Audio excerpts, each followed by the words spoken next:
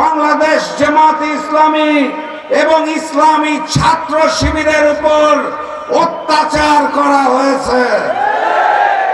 এই সাতক্ষীরায় বহু শহীদের বিনিময়ে আমরা আজকের এই নতুন বাংলাদেশে দাঁড়িয়ে আছি।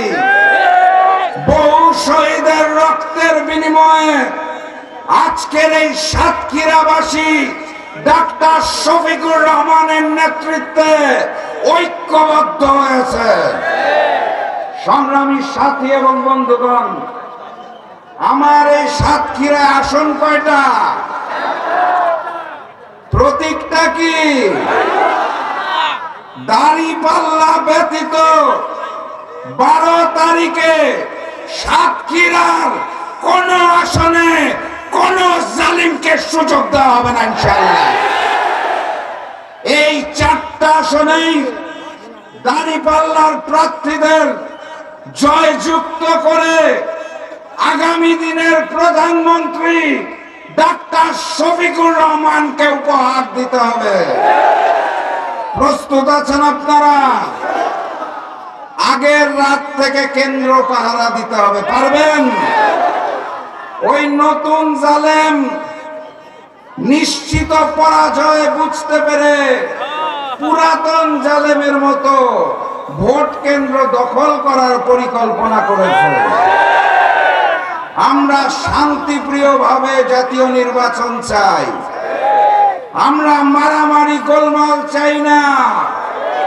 কিন্তু যদি কেউ করতে আসে তাহলে এক বিন্দু ছাড় দেওয়া হবে না ইনশাআল্লাহ।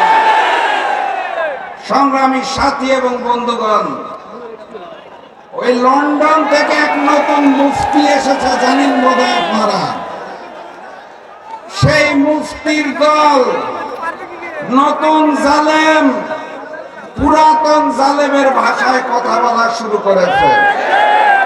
গতকাল ওই দলের মহাসচিব খুব দুঃখ করে বলেছেন,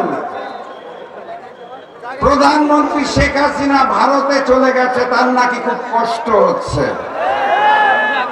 বিএনপি আর আওয়ামী লীগ এক হয়ে গেছে। পুরাতন জালেম আর নতুন জালেমকে একসাথে রুখে দিতে হবে। আগামীর বাংলাদেশ হবে ঐক্যবদ্ধ বাংলাদেশ। আমরাই সেই বাংলাদেশ। আর আগামীর প্রধানমন্ত্রী ডাক্তার শফিকুর রহমান। এটুকু নিশ্চিত করেন, তাহলেই আগামীর বাংলাদেশে কোনো বৈষম্য থাকবে না। মানবিক বাংলাদেশ গড়ে তুলব আমরা। বক্তব্য দীর্ঘায়িত করব না। প্রধান অতিথি এসে উপস্থিত হয়েছেন। আবারও দেখা হবে, আবারও কথা হবে ইনশাআল্লাহ। বিজয়ের পথে যাত্রা শুরু। জীবন অথবা মৃত্যু। আসসালামু আলাইকুম।